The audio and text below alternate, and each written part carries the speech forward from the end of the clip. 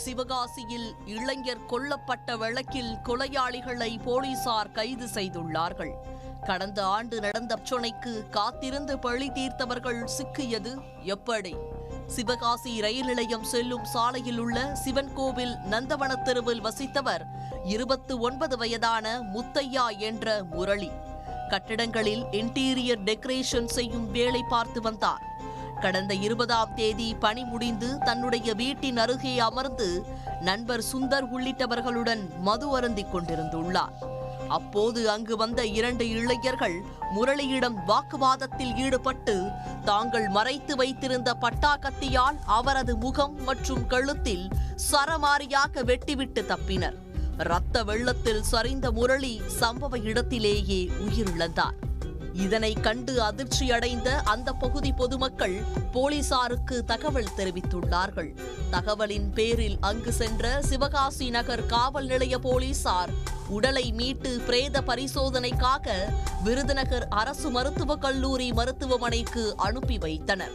கொலை சம்பவம் குறித்து வழக்கு பதிவு செய்து விசாரணை மேற்கொண்டனர். உயிரிழந்த முரளிக்கும் அண்ணா காலனியை சேர்ந்த இளைஞர்கள் சிலருக்கும் முன்விரோதம் இருந்ததாகவும் இதன் காரணமாக கொலை சம்பவம் நடந்திருக்கலாம் என்ற கோணத்தில் போலீசார் தீவிர விசாரணை நடத்தி வந்தனர். சந்தேகத்தின் அடிப்படையில் அண்ணா காலனியை சேர்ந்த செல்வம் என்ற கொசுரு, ரிசர்வ் லைன் நேருஜி நகரை சேர்ந்த மணிகண்டன் என்ற கொசுவன் ஆகிய இருவரையும் போலீசார் பிடித்து விசாரணை நடத்தினர். இவர்கள் இருவருக்கும் பராசக்தி காலனியை சேர்ந்த சரவண பிரபு என்பவருக்கும் இடையே அந்த பகுதியில் யார் கெத்து காட்டுவது என்பதில் கடந்த ஆண்டு முன்விரோதம் ஏற்பட்டுள்ளது. இதன் தொடர்ச்சியாக செல்வம் வீட்டின் முன் நிறுத்தி வைக்கப்பட்ட அவரது இருசக்கர வாகனத்தை அடித்து நொறுக்கிய சரவண பிரபு தனது நண்பர்களுடன் சேர்ந்து இருசக்கர வாகனத்தை தீ வைத்து எரித்துள்ளார். அப்போது நடந்த பிரச்சனையில் தற்போது கொலை செய்யப்பட்ட முரளி சரவண பிரபுவிற்கு ஆதரவாக செல்வத்தை கண்டித்ததாக கூறப்படுகிறது. இதனால் முரளி மீது செல்வம் ஆத்திரத்தில் இருந்துள்ளார். கடந்த 20ஆம் தேதி இரவு செல்வம் அவரது நண்பரான மணிகண்டனுடன் கஞ்சா வாங்க சென்றபோது போலீசாரின் கெடுபிடியால் அங்கு கஞ்சா விற்பனை நடைபெறவில்லை.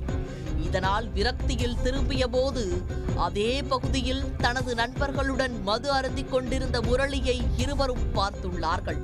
பழைய பகையை மனதில் வைத்து முரளியிடம் செல்வம் மற்றும் மணிகண்டன் தகராறில் ஈடுபட்டுள்ளனர். ஒரு கட்டத்தில் மறைத்து வைத்திருந்த பட்டா கத்தியால் முரளியின் முகம் மற்றும் கழுத்தில் மாறி மாறி வெட்டி சிதைத்து விட்டு தப்பிச் சென்றதும் போலீசாரின் விசாரணையில் தெரிய வந்துள்ளது.